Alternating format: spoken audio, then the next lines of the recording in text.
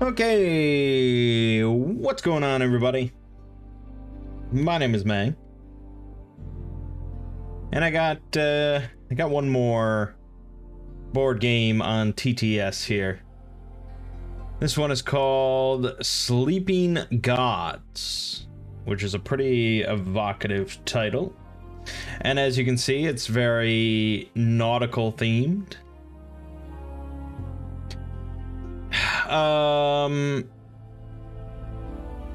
In Sleeping Gods, you and up to 3 friends become Captain Sophie Odessa and her crew lost in a strange world in 1929 on your steamship, the Manticore. You must work together to survive, exploring exotic islands, meeting new characters, and seeking out the totems of the gods so that you can return home. It's a campaign game, it's an atlas game, so you roam around a big map, and it's a storybook game, so we will be consulting paragraphs in a storybook. Of which there's plenty. Let's see, this book isn't a lot of pages long. I don't know how many pages, 174 pages in this storybook, so quite a handful. So this is the newest game from Ryan Laukat, and Ryan Laukat with Red Raven Games, they've done a number of these where he both designs the games himself and he also does all the art for the games. So that's really, in the board game world, that's, you know, that's a double threat. That's pretty impressive, because the games are all ranked pretty darn highly. I mean, Near and Far is ranked 158, Above and Below ranked 260, Islebound ranked 851, Sleeping Gods right now is ranked 793. I mean, it's definitely put out some good hits out there. So, I have never played a Ryan Laukat game, because generally they're all pretty light. And you know me, I'm not that interested in light stuff. Near and Far, 2.83, Above and Below, 2.53, Islebound, 2.72, 8-Minute Empire, 1.63. Sleeping Gods barely pushes over the 3 mark, so it's not especially heavy, but I thought it looked interesting. I liked the cover. I don't know if I don't have the cover available to show you here. No, I don't. Which is a shame, because it's kind of a cool cover. Of basically just like a ship on the water with like Cthulhu underneath it. And so that intrigued me. And, you know, just another one of these sort of games I can play solo that has like a storybook, you know, the exploration kind of theme. I'm digging that. I actually, a little while back, like a couple of weeks ago, I fired this up and I started learning it, and it seemed decent. I didn't go too far, but then I just sort of let it lie. And then someone on TTS just came out with this redone mod that's a bit more scripted, and I'm like, all right, let's give it another shot. We'll make a video, and we'll just see how it goes. I went through the quick start rules. This time we're just gonna start up a fresh game. So there are 9 characters, and depending on the number of players, each player is going to control, you know, a certain number of the 9 characters or so. It's really like 8 characters. Sophie, the captain, is like always there in play, whereas the 8 others are controlled by people. But since we're playing solo, we have to control all 9 of them, which isn't as daunting as it sounds. This map right here, this beautiful map, this is the Atlas. So the game is always going to start on this page with your ship in this spot. So That's is what it is. If we open up the whole atlas here, you can see this is the entire map. We are right here. Right here. So each one of these rectangles is like a page, basically. They're 2 pages, you know, side by side. So as you can see, we encompass pages 2 and 3 here of this book, as it would be in real life. If we go left of here, we go into pages 12 and 13. Up, we go 16, 17. Right, 4 and 5. Down, 8 and 9. And yeah, so it's not a tremendously large map, and it's not going to change or anything like that. This is not randomized or anything. This map is the way it is when the way it is. So I'm not entirely sure of the replayability in the grand scheme of things, but, you know, they can always come out with more maps. So most of the setup has, of course, been done for us, so we don't have to worry about too much.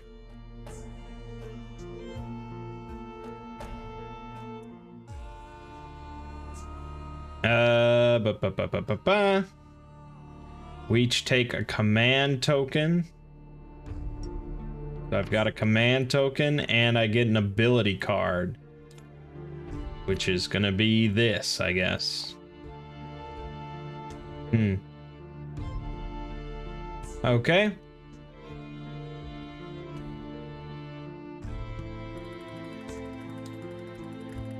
Right, so on our turn, since there's just one of us, our turn consists of doing the ship action. So that means one of these 6 different actions on this board right here. So that mainly includes like getting ability cards like I just drew, getting command tokens, which I also just took one, that's these blue things, or like healing if anyone's damaged, or we can draw some search tokens that might be good or bad. The galley lets you lets you get rid of fatigue, I think. Yeah. So command tokens are important because they let us do things. You'll notice that a lot of things cost command tokens. This ability card I have right here. By spending a command token, you can repair 1 damage on the ship. Every character has different abilities that they can use with command tokens. Both like sort of out of combat and in combat, you know, just sort of general stuff. Marco Reyes. If you spend a command token and pay 1 food, he can remove a fatigue and heal a damage. So every character has some stuff like that. Yeah. So that's that. Then you'll also get cards that you can also use command tokens with. So like flapjacks, if we spend a command token, we can convert 3 grain into healing 3 fatigue and 3 health. Soup, 3 of basically any food type into removing 3 fatigue and removing a negative morale, I think. We're listening to the Sunless Sea soundtrack, by the way. I don't know why I felt it was appropriate. I guess water and Cthulhu underneath felt right. Alright, so yeah, ship action's mostly about gaining cards and or command tokens for the most part.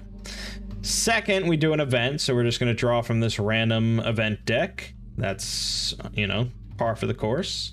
And third, we're going to do 2 actions of these other non-ship actions, which do include moving the ship. So, yeah, one of the actions we can do is traveling, which basically involves moving. I think by default, We can move, okay, regions are separated by dotted lines, land, the spiral binding of the atlas, and the edge of the page. So yeah, even though there's no dotted line here, the middle is its own boundary. So this would be one move.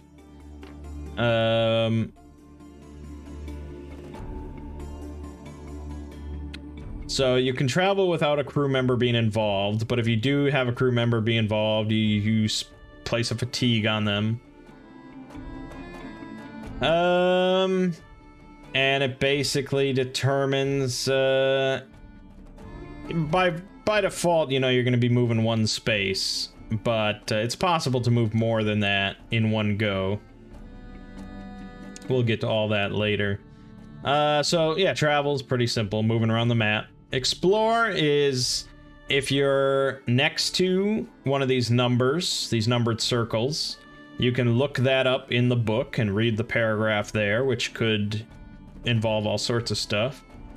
Then we have the market. So if you're next to one of these market symbols, you can access the market and buy new cards to add to your collection that give you new, you know, actions while you're on board your ship and stuff. These can also be equipment cards that you can equip to crew members, giving them new actions. So on and so forth. Then there's the trading post. That's the fourth possible action, is to go to a port. So here we would do from these actions here. Spending $4 at an inn. So every crew member would remove a fatigue, heal 2 damage. The shipyard lets you repair your ship, obviously. You can also heal all your crew members for full health. And you can spend XP that you've gained in order to buy level cards. Yes. And then after you do those 2 actions, whatever you pick, then you start back over at the beginning, pick another ship action. All right. And obviously there's more to it than that, but we'll get to all the rules as we go. So let's start. Let me double check setup, making sure it's all good. Blah, blah, blah, blah, blah. Yeah. Yeah, okay. So first up, we're doing a ship action. We want cards and tokens. So we're gonna go with the sick bay here, which is gonna give us 1 ability card and 3 command tokens.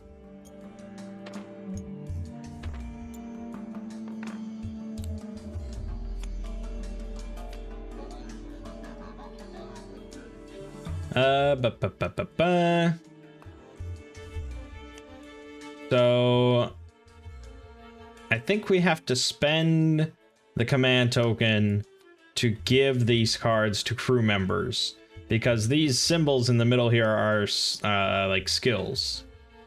You can see Audrey has this repair symbol on her. So essentially, when you do like a skill check, you determine which of your crew members you want to be involved, and they add their relevant skills to the number. So you can add these cards to certain crew members in order to like reinforce their current skills, or to like make other characters more flexible. Because when you use a crew member as part of a skill check, they get fatigued. And I think you can only put 2 fatigue on a character before they just can't participate in anything. Yeah.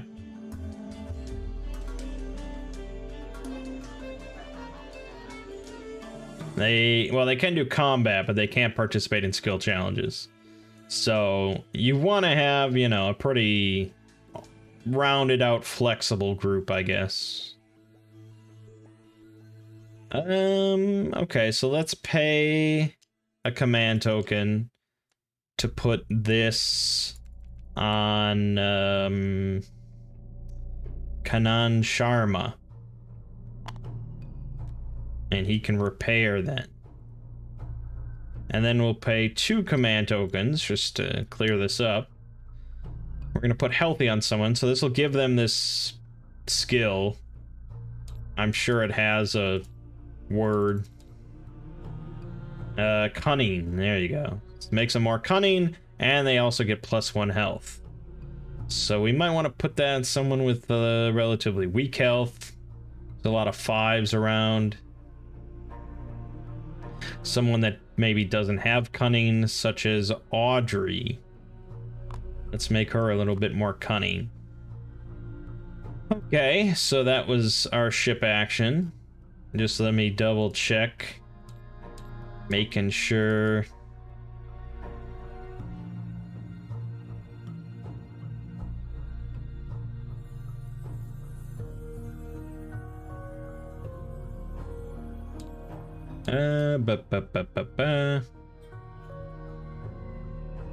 You can't repeat the same ship action twice in a row, so that is good to know.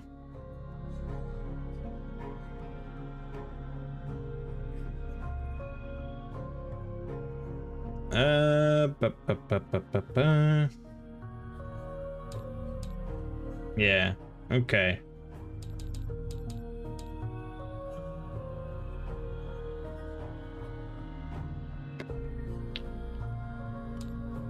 Equip an ability card, that's what we're doing. Each person can have up to 2.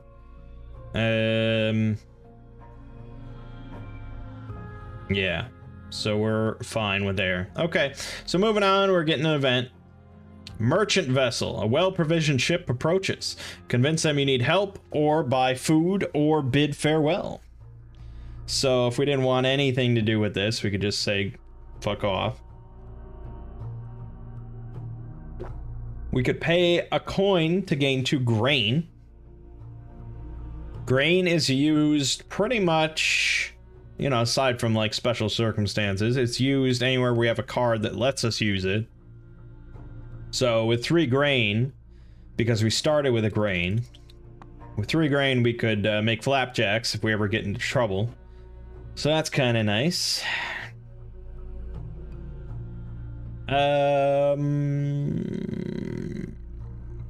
Or we could convince them we need help with a cunning 6 skill check. If we succeed, we gain a grain. If we fail, we'd get -2 health. I think that's to whoever is involved.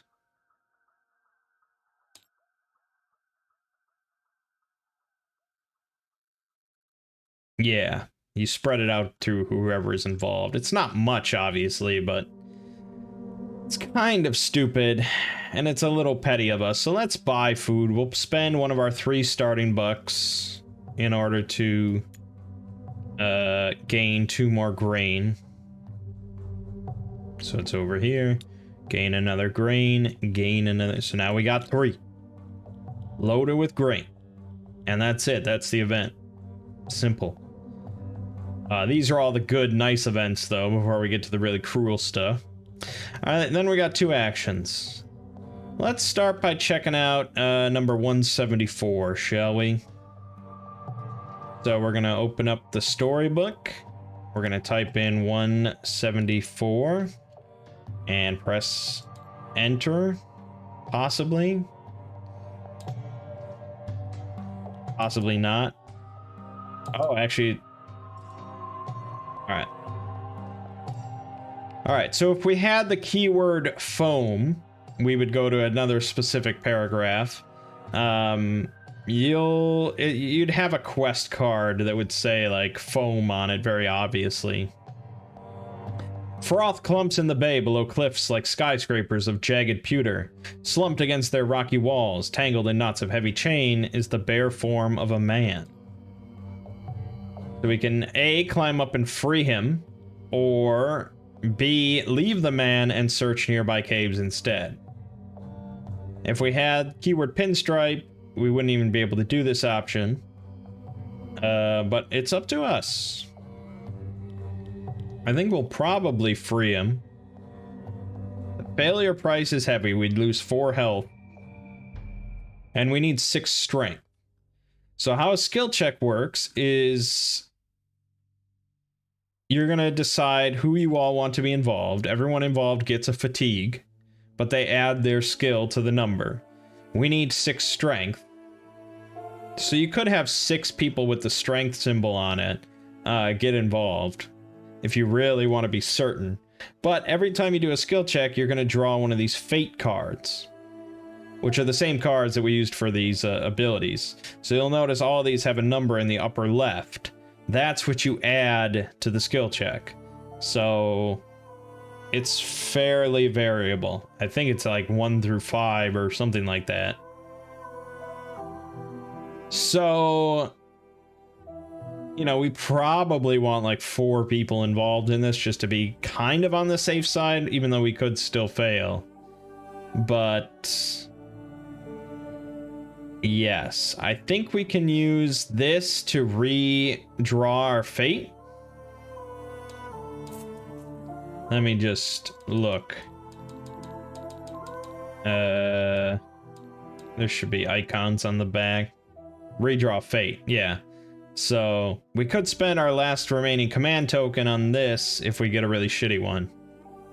All right, we're gonna go with 4 people with strength. We're gonna put Laurent and Marco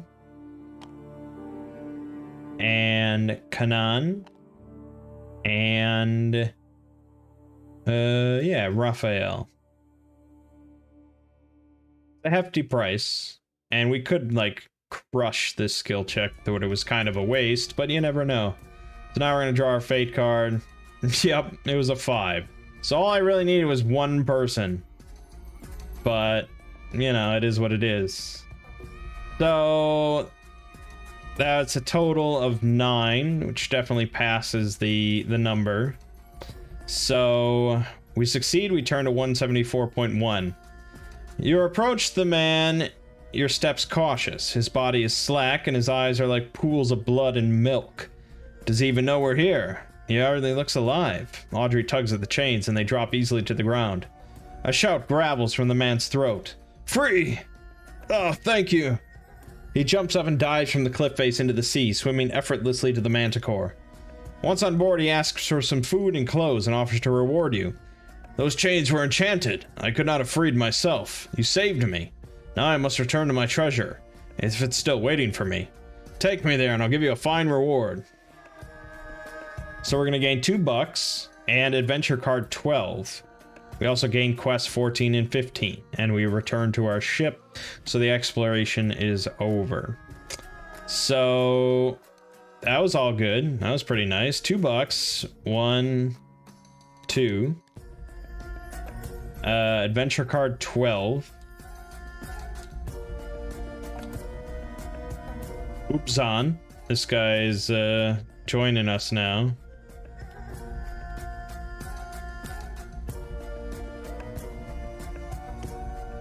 So he's a passenger.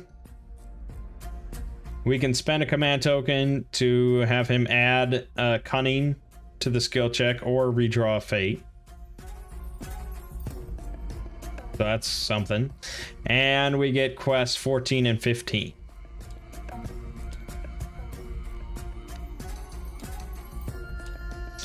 Alright.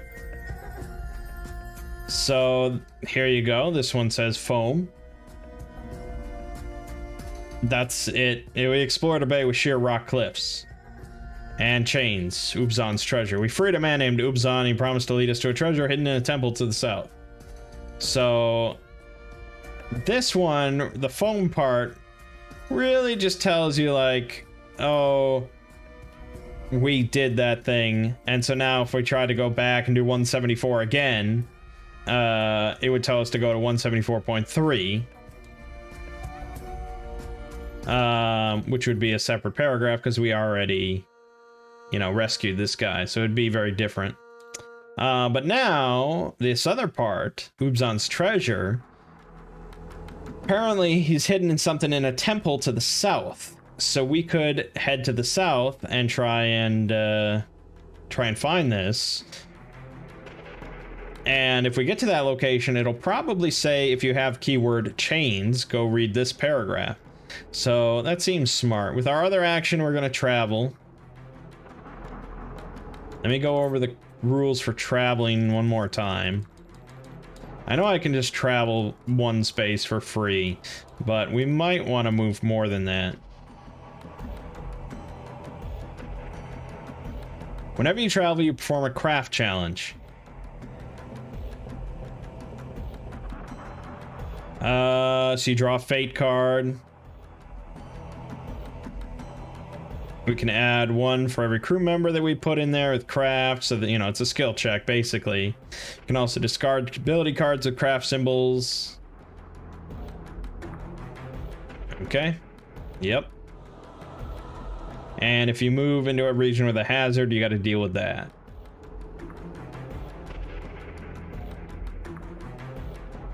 Okay, blah, blah, blah.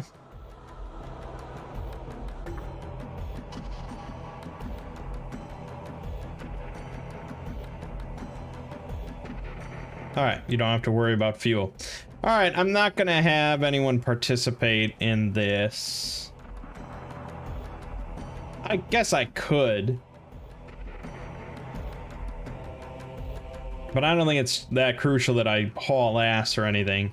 So we're just gonna draw the fate card and see what we get. We got a 3, which means 0 to 3 we only move one space. So we're going here. And that's the end of the turn. So now we're gonna be going again at the ship action. We can't do the sick bay twice in a row, so we have to do something else. Possibly the galley. Let me double check the galley. We get an ability card. The command tokens, and we can dump an ability card in order to remove a fatigue, which isn't phenomenal. The quarters, we'd get 3, but then we'd have to send back 2, and it's sort of you know.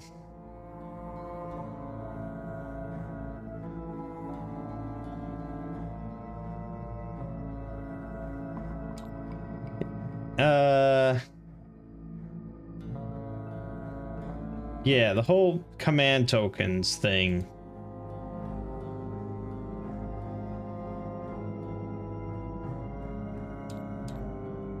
I need to like double check if I understand how this works.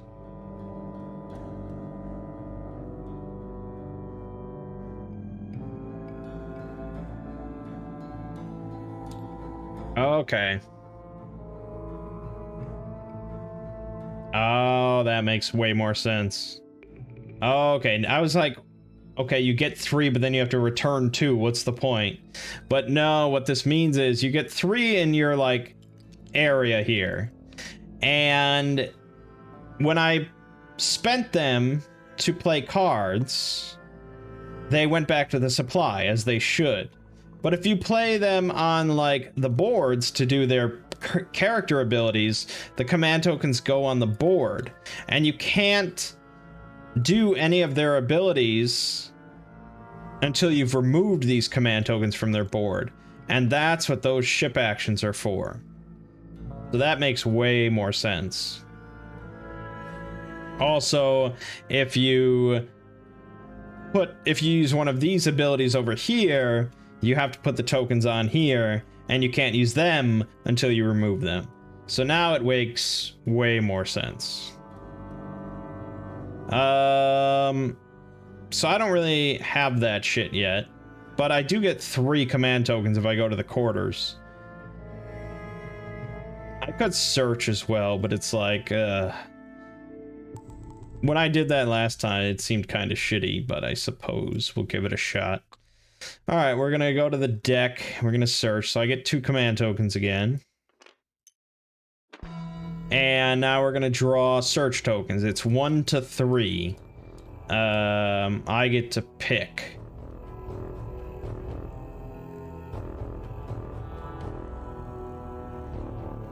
And you don't decide like right now. You draw one and then you decide if you want another, because they're not all good. So let's draw one. This one's good. I get $1 or 2 wood. I'll take the 2 wood, or the 2 materials. And we'll go one more. I get a food. I get 1 vegetable and 1 meat. But I take a ship damage.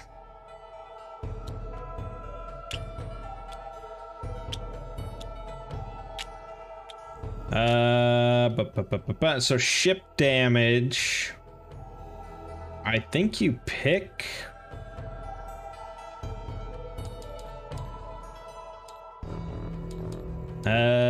Ship damage.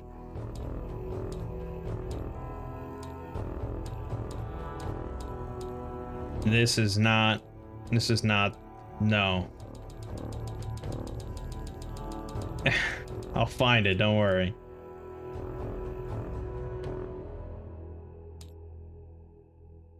Here, draw 1 ability card per damage and place a cube on the room with a matching fate number. Yeah, right, so we don't pick. We're gonna draw this, it's a 5. So we're gonna take a ship damage and put it on number 5, right here, the quarters. So I can still use it, but once there's 2 on there, I can't use it until it's repaired. Alright. And then after I'm done searching... oh, wait a minute. I'm doing this wrong. So for the search tokens, you don't get the benefits of each one. You get the benefits of 1 token, but you apply damage from all of them. So that's why you might want to draw more than 1, is to just give you like, you know, oh, I really need meat, I'm gonna keep drawing, and then you just get, you know. So, all right, we'll just take the food. Maybe I should take the wood instead, but fuck it. All right, and they're discarded here. Okay, so that's that. We get an event. Hidden rocks. Sharp rocks hidden below a forest of seaweed threaten the ship. Dodge the rocks. We need Savvy 5. Right, so Savvy, just to confirm, is the anchor symbol. We need 5 of those. Otherwise, we take another ship damage. I don't want to put too much into this. Let's just go with Gregory and Kasumi.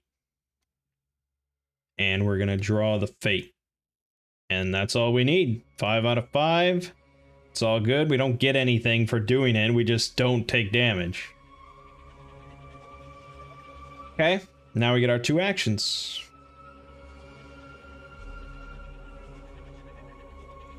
I think we should probably make the flapjacks.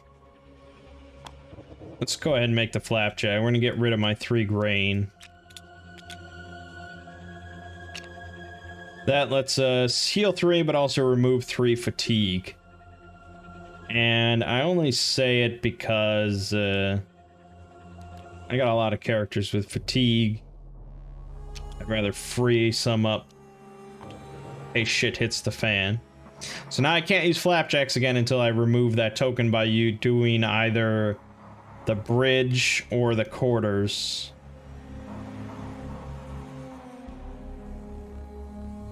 I could put a token on Gloria to draw 2 ability cards, but then I probably couldn't like equip them, so it is what it is. I could put a token on here in order to repair 1 spot, but it's not urgent yet, so we'll hold on to it.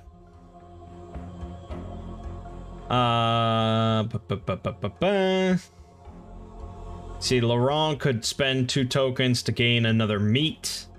Mara Johnson, she could gain or spend 2 to add 1 to the fate number.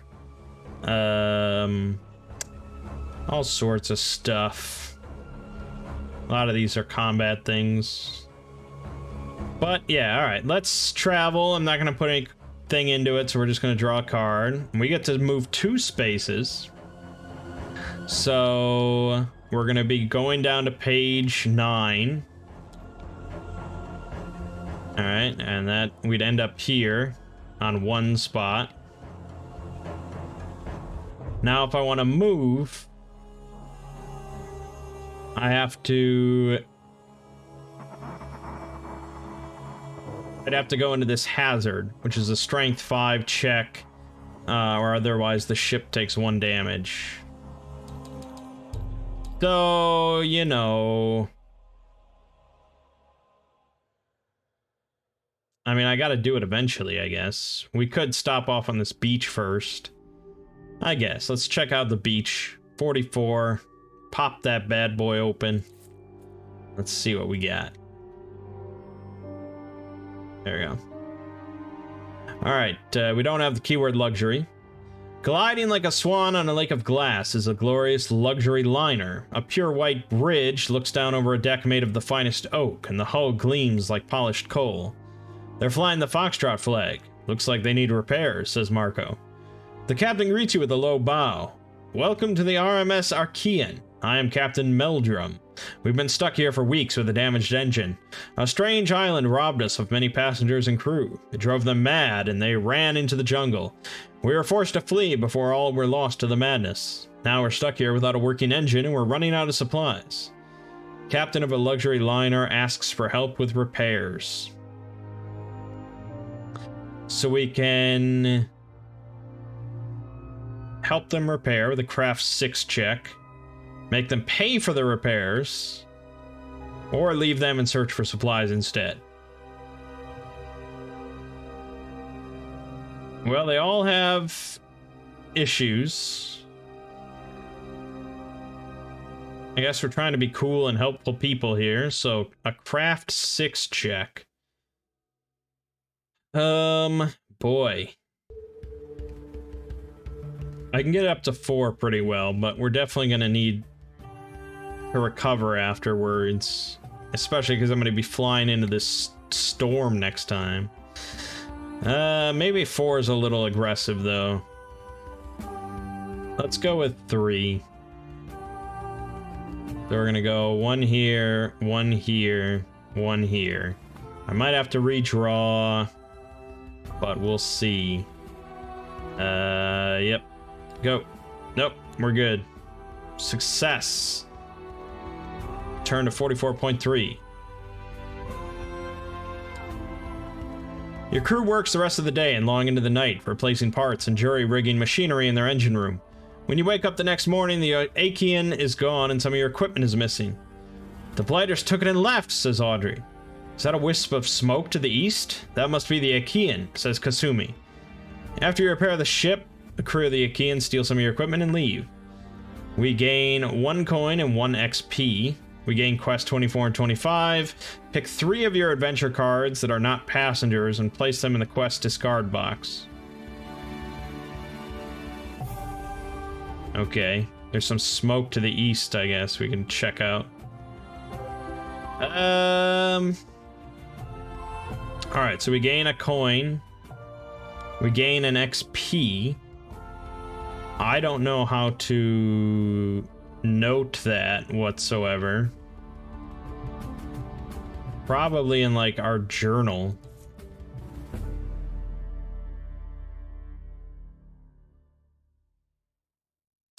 There you go. Done. Then we also gain quest 24 and 25. 24, 25. So, luxury. This is the card telling us we can't do that again. And sapphire. This was our result. Kasumi saw a ship heading east.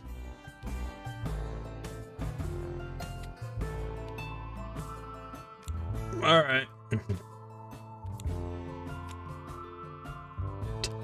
Yeah. Okay, so that's the end of the turn. Or was it? No, it wasn't. That was just my one move.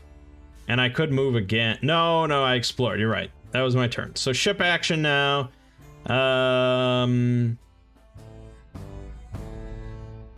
I guess let's head over to the galley. We're gonna get an ability card. Whoops. Nope, there's this.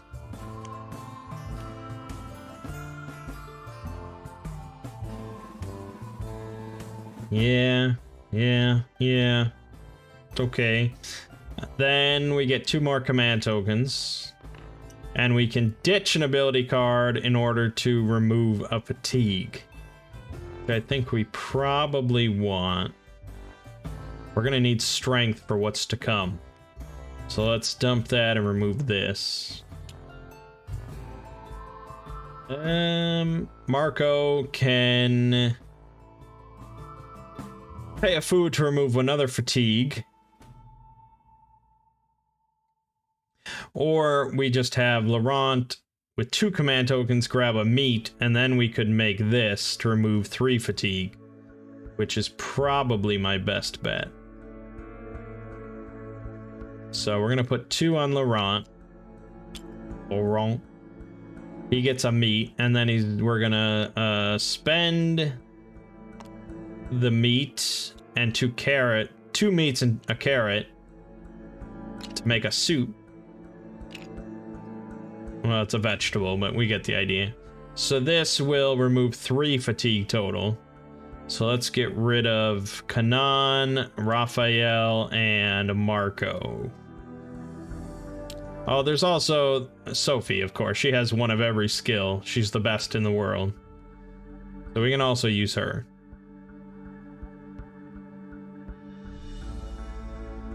Okay, that's that. Blah, blah, blah. Then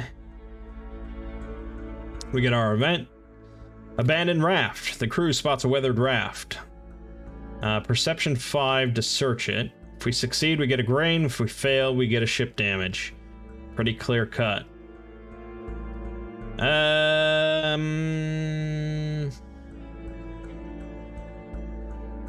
don't know how much I really want to invest of fatigue just for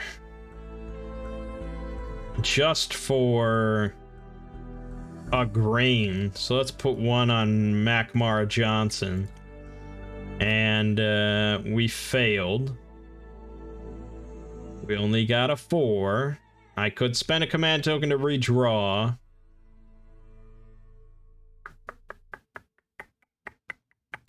But other than that, there's not a whole lot I can do if I really want to succeed. Is it worth it?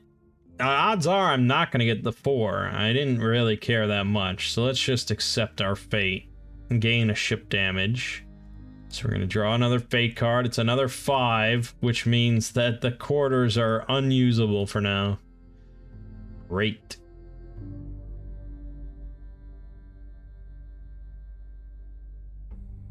Alright, then we got our actions. We're going to be moving into this storm now, so let's draw our fate card for the move. Yep, we're moving 1 spot. We need a strength 5 check here. So let's have Marco be involved, Laurent be involved. Oh, God. And we'll have Raphael be involved. And that's a success. Definitely. So we avoid the ship damage. And for our second action, let's check out 48. I'm hoping that that's corresponds to the ship. If keyword Sapphire, turn to 48.6. There's Sapphire right there, so we found it. Sumi spies the luxury liner RMS Kian anchored in a bay surrounded by wild jungle. Your crew rushes aboard, weapons drawn to reclaim your stolen equipment, but find only eerie silence and empty rooms. They must have gone into the jungle, says Kasumi. Didn't they say their crew went mad on a jungle island? Okay, we can brave the island and help them. Cunning 6. We could just take back our stolen equipment and leave. Perception 5. Or we could take back our stolen equipment and a few of the kian supplies while I'm at it. Kind of like that option. Let's go with that. So this is Perception 5 here. We'll have Kasumi help out. We'll have the captain help out. And let's have Audrey help out. So we just flip the fatigue over. That means she's got 2 and she does -1 damage in combat if she participates. But that's a 3. All I need is a 5. We should be fine. Nope, I got a 1. So now I'm going to spend 1 command token on my gear in order to redraw. That's a success. So now we go to 48.9. You retrieve all your stolen equipment, then remove some supplies from the Achaeans' cargo hold before leaving the ship and crew to their fate. 3 coins, 1 vegetable, 1 grain, and 1 XP. And we get back missing adventure cards from the quest discard box. I might not have had that grain. Or the gear. So you're right, I forgot to do that. And I couldn't pick the passenger. So yeah, I actually didn't have the gear. I'll put it on Ubzan then, he has the same effect. Alright, now we got the gear back. Whoops. And we get 3 more bucks. So let's we'll do that. A vegetable and a grain. That's good. That's good. And another XP, and we lose quest 24. Sapphire. Delete. Okay. Okay. Get that XP. Good.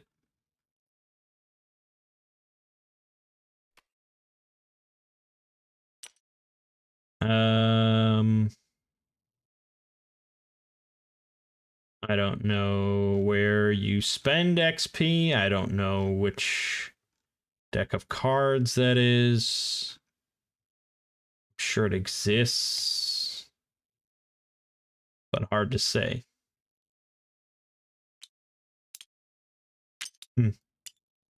Anyways, okay, that was our turn. Do another ship action. Can't do the galley because we just did it. Can't do the quarters because it's broken. So let's go with the bridge. We're gonna get an ability card. Bandage. Ooh.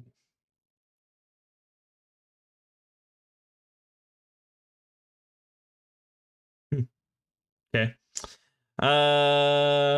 We get 2 more command tokens. And we remove all command tokens from cards. So these 2, this one, this one, this one. Done. Okay, again, we've got these fatigue issues that just keep cropping up. I don't have grain or food. We're a little short on we're a little short on food in general. So I think we just have to live with it for now.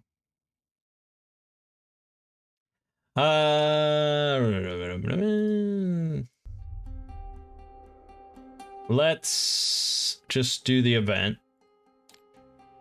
Zokmir Traders. Ship with a green patch sail approaches. We can trade up to 2 food of any type, or raid their ship to gain 1 low morale and 1 grain, or bid farewell.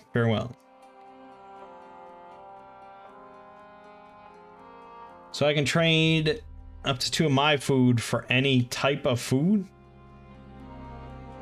Or any type of good. That's a little vague.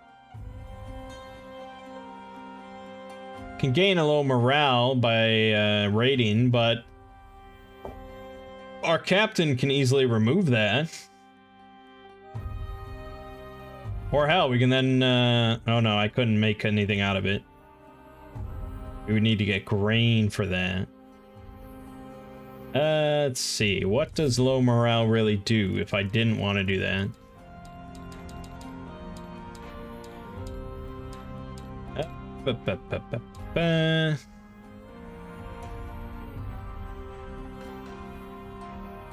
No, not that. You're not just gonna tell me what low morale does?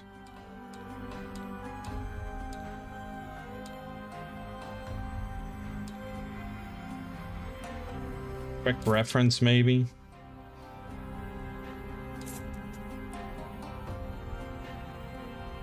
Pay 1 extra command when participating in challenges. Ah, okay.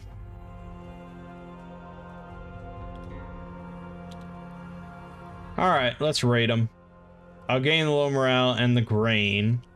And then I'm just gonna spend a command token on Sophie to remove the low morale. Done. Next, let's hit up the market. So let's see how we do that.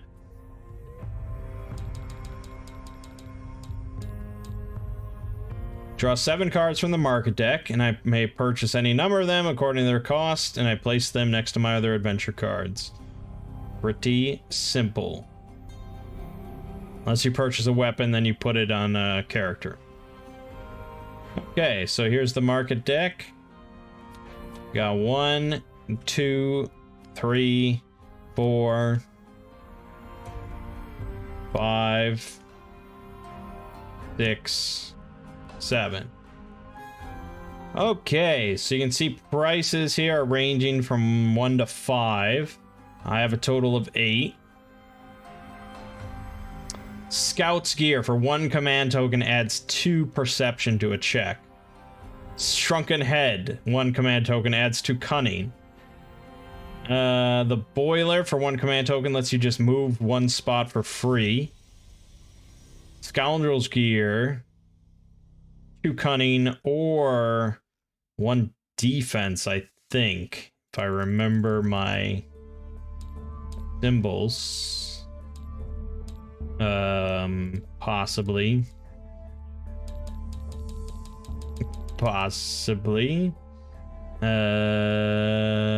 Block, yes, okay, blocks damage.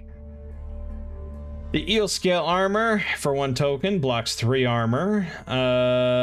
Outdoor cooking gear. When you cook a recipe while exploring, restore an extra 2 health.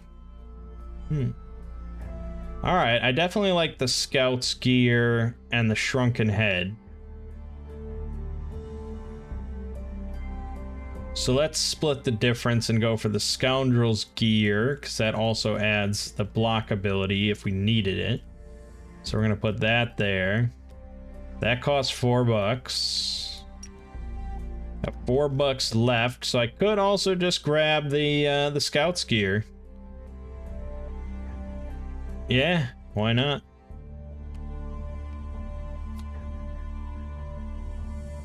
So that's the rest of our money. Done. Okay. And then the... it goes at the bottom of the deck.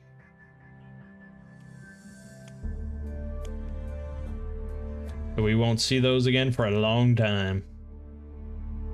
Alrighty, good. That was our first action. Second action, we're going to check out number 21 here. Maybe we'll actually get to some combat. You never know. Like the remains of a ravaged ship, a pile of driftwood litters the surface of the sea. You watch as the manticore nudges pieces aside in its path toward the island. From one crowded pile, a giant red centipede emerges, boarding the manticore in a mess of squirming legs and pincers. Alright, so combat 20 and 22, level 12. Okay. So here's 20. What is 22? A pale anaconda. Right, so this is level 7, this is 5 together, they're 12. and we're gonna have to fight them. So now we get to introduce combat. Let me just double check starting arrangement. Yep.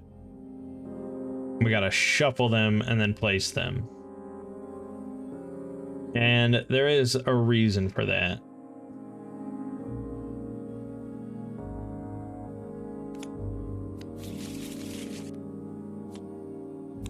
All right.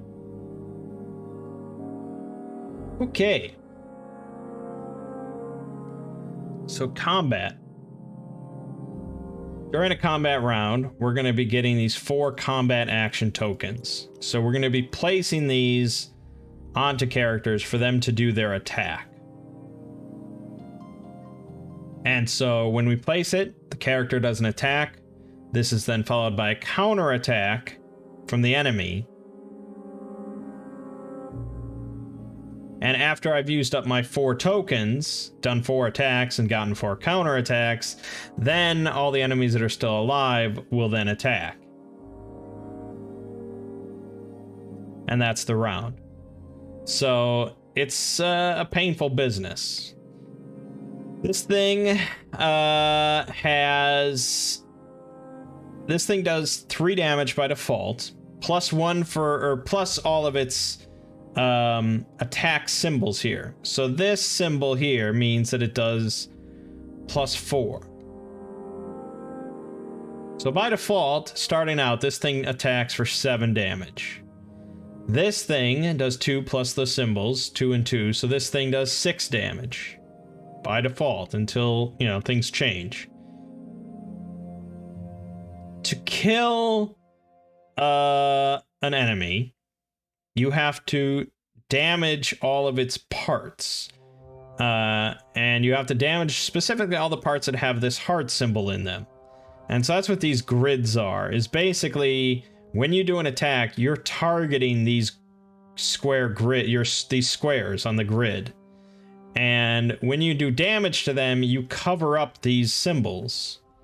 I should have like, yeah, stuff like this. So you cover up this, and that's like 1 less health. If you cover up this, it nullifies that damage boost. So now, if it was this, he would only attack for 3 damage instead.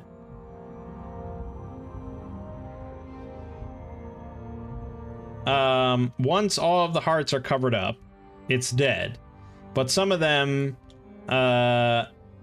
you know, have multiple health. So to destroy the tail here would be 2. There's more to it than that. Let me double check stuff. Blah, blah, blah. He's got his defense. So that's the, yeah, that's the number that we have to reach in order to actually land a hit. Again, based on fate cards and stuff like that. So this got a defense of 6. He's got a defense of 4. As for our damage, like Gregory with his knife, he's got plus 2 to his accuracy. So we'd draw a fate card and we'd add plus 2 to it by default. His damage is 2 by default.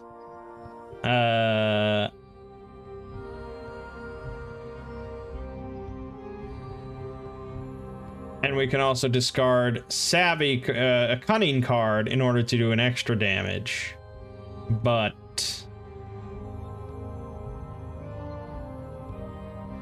I don't think that really applies to anyone. No, none of them have the cards equipped that they could dump. So really, yeah. He gets plus 2 to his accuracy, and if he hits, he does 2 damage. She's got plus 2 to her accuracy with her Wakazashi. Okay, and if she hits, she does 3 damage. You know, 2 tends to be the norm. Captain Sophie with her fucking rifle can do 4 damage, but she only gets plus 1 to her accuracy. She's not too accurate with that rifle.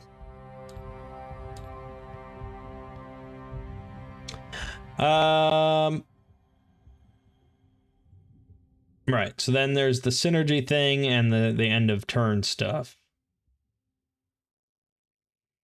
We'll get to that. So let's start, I suppose. Let's start with just a... Let's start with Mara Johnson. She has a best chance of actually landing a shot. Landing a hit with her saber. She's got +4 to her accuracy. We're going up against the centipede. So we're going to draw a fate card. It's a 2, so she does hit. She equals its defense.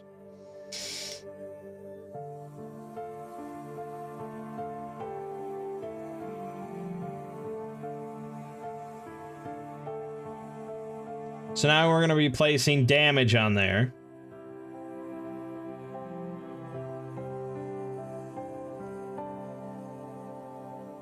And so now, for damage, we get to place 2. So we could just say, all right, I'm killing the tail, and that's it. Alternatively, we could say, okay, I'm going after this body to cover up that. Then the second damage can go to another square, but it has to be adjacent. You can't go diagonally, so I could go and say I'm covering up that as well, or I could cover up this instead. And if I had like 4 damage, I could then go here as well and here as well, because you can just continue in this sort of, you know, like a slash. As it stands, I'm gonna go with that, because this prevents 4 extra damage from happening, which is great, because he is going to be counterattacking. And this one is a heart, so I do need to destroy it to kill it. And also, at the end of the round, during his special turn, not during the counterattack, just the end of the round, he's going to be doing a poisoning effect, which would add venom, -1 health at the start of every turn, which is pretty painful.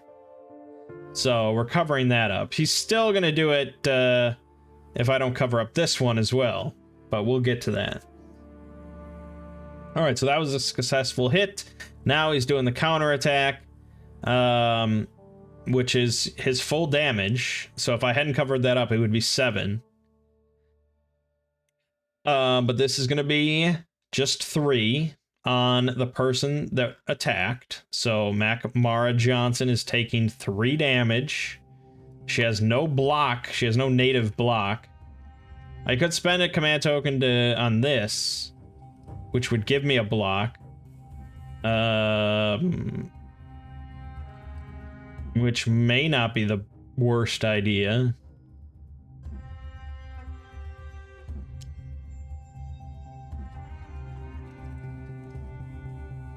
Sure. Right, sure. So that,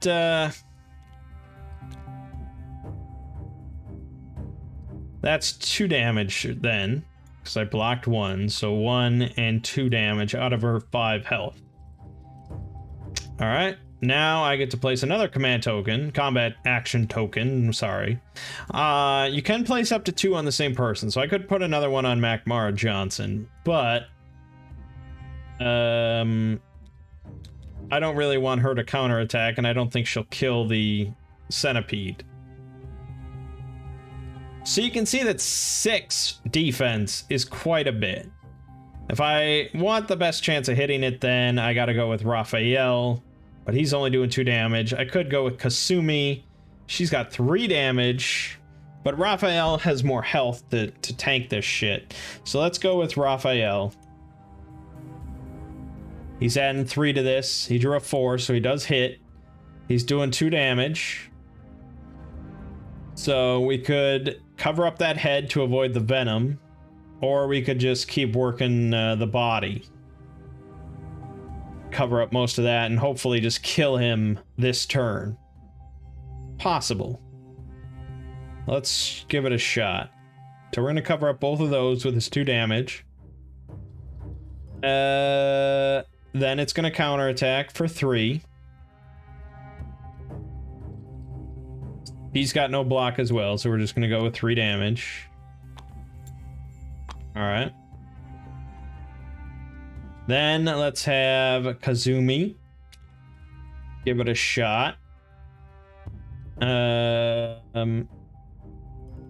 she needs a 4. She got the 4. So she's doing 3 damage.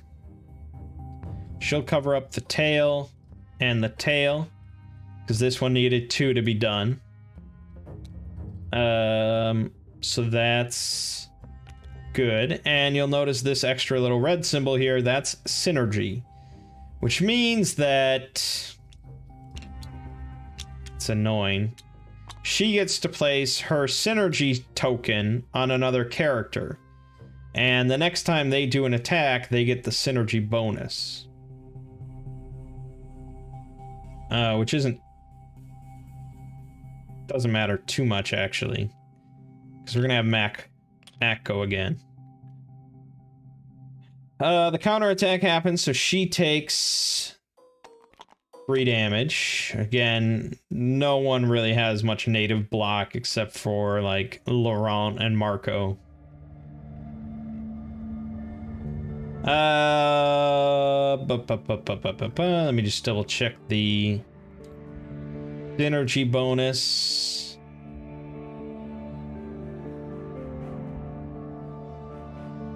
Yeah, yep. So hers +1 damage. Not too important for Mac, 'cause if she hits, she kills it anyways. So I'm going with her because if she hits it, it's dead and she won't get the counterattack.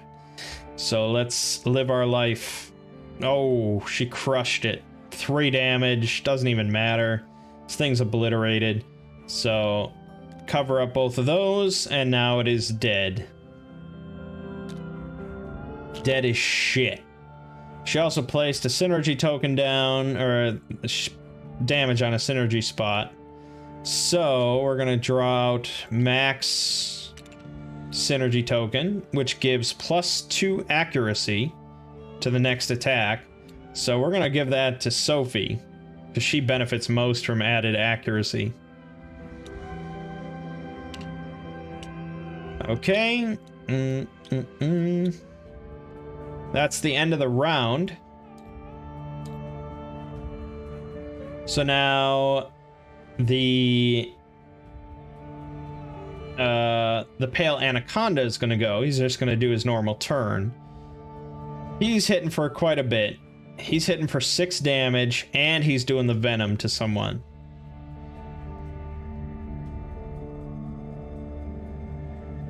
So we have to put the 6 damage onto one person.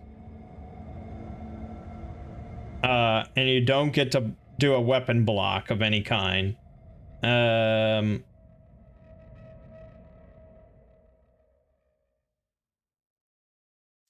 So I need to do 6 damage to one person, but then the venom can go on someone else. The only one that can take that and survive is... oh, actually, Raphael can't even take and survive. So no one is going to be able to take this and survive. And them's the breaks. I probably should have divvied things up a little bit more than that.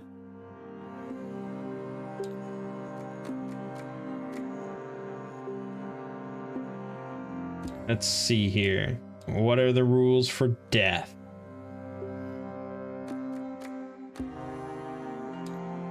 I mean, they're not like permanently gone or anything. I think we just have to heal them.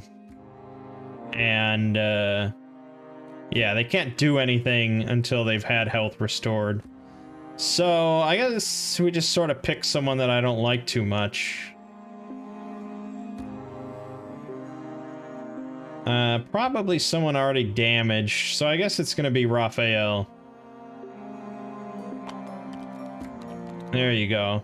He's dead as shit. Alright, so that's that. Then the venom, let's put on, I don't know. Put on Audrey. So now...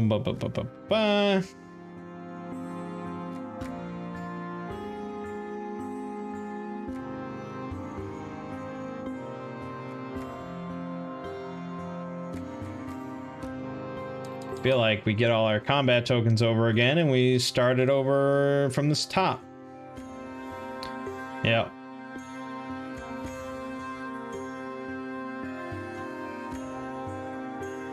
Okay. So these tokens are gonna go back. And, we go again. Audrey's gonna take a damage. Actually, let me double check that. It says turn start. I don't know if that's the start of like the game turn or combat turn. It doesn't. Ah, shit. Can't you just say take 1 damage at the start of each player's turn? I guess she wouldn't take the damage yet. We're not at that point yet. Start of the player's turn is the ship action part. So she's just venomed.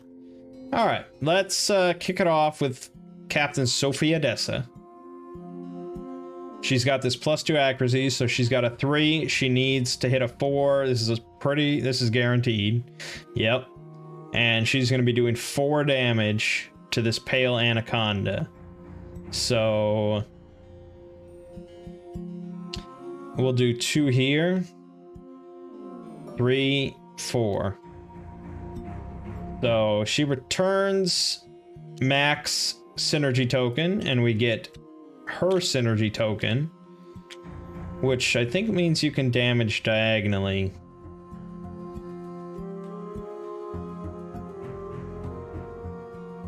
Yep, you can place damage diagonally, which is not incredibly useful, but it exists. And now the retaliation happens, 4 damage onto Sophie. Pretty fucking painful. Let's have Mac go, because she'll survive the counterattack with 1 health left. And she's guaranteed to do the damage, so... Yep, she lands the hit. She's doing 2 damage, so we'll cover that up. And that is... just 2 damage to her. Okay. Then let's have... oh boy. Options are running a little drier now. I mean, if Kian could hit, it'd be pretty sweet. Let's give it a shot. He needs a 3 or higher. He didn't get it. I got no command tokens to redraw. So that is a miss. Now, even if you miss... you still do a damage after the enemy counterattacks. So you have to live through the counterattack, but if you do, you still get to apply a damage. It's not completely wasted. So we'll put a damage here.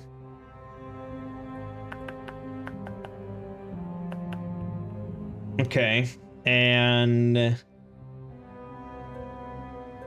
we get Kian's synergy token. Last one in the pile. His lets you redraw the fate card. Okay, so let's give this to Gregory, I guess. He only needs a 2, so he has high chance of hitting. Draw. Yep, he's good. I don't know, there's synergy. I don't think he has to use it. So we'll just leave it. Okay, so he's doing 2 damage. We'll cover up. Oh, see, that's the thing. I'd like to just cover up the mouth and then this body thing, but he can't do that. So we'll just cover those up. I need a 3 damage hit in order to kill this thing, which pretty much just leaves the captain. No one else is really rolling with 3 damage except for Kian. I guess I'd rather risk him next time than Sophie. Oh no, Kasumi could do it. Kasumi has the best odds. I guess we'll go with her. Alrighty. Let me think. Alright, so now this counterattacked on Gregory for 2. Then its turn comes. It's doing 2 damage to someone and doing some venom. So let's put 2 damage on Marco and we'll give Laurent the venom. Alright, then our turn again. We're gonna put a token on Kasumi. She just needs a 2 or higher, and this is over. She crushed it. So this thing is dead as shit as well. Done. Excellent.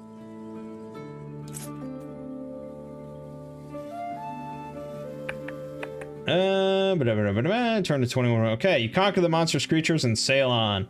Gain 3 coins, 1 meat, and 2 XP. Alright. 1. 2. 3. A meat. And 2 XP. And that is the end of the turn. So now, at the start of the turn, they'd lose a health due to being venomed. We have to get rid of that somehow.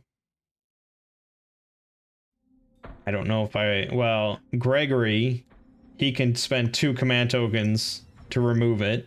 So that's one way. I don't really have a way other than that. But, yeah, we'll leave it off there. I think we'll just do this one video. I'm really not enamored with it, just because I think it's kind of light. I mean, it's definitely, I mean, the art and everything, it's really cool. It looks great. And it's not, like, bad or anything. It's just, for my taste, it's okay. The storybook thing, I don't know. They all seem kind of just a little light on details and really bringing out that sort of story aspect. Maybe I haven't played much, but I mean, that part was just like we nudged some driftwood and a big centipede came out and we killed it. We conquered it and we sail on. And it's just like, okay, I guess. I don't know, I'm sure there's good stuff in there, but it didn't grab me as much as I would like, I suppose. It's fine, it's nothing bad. But I don't know, I don't feel like torturing you guys with more footage for no reason. If you want, you can check it out. This is on TTS. But there you have it. Alright, my name is Mangg. This has been Sleeping Gods. And I will see you fine folks around.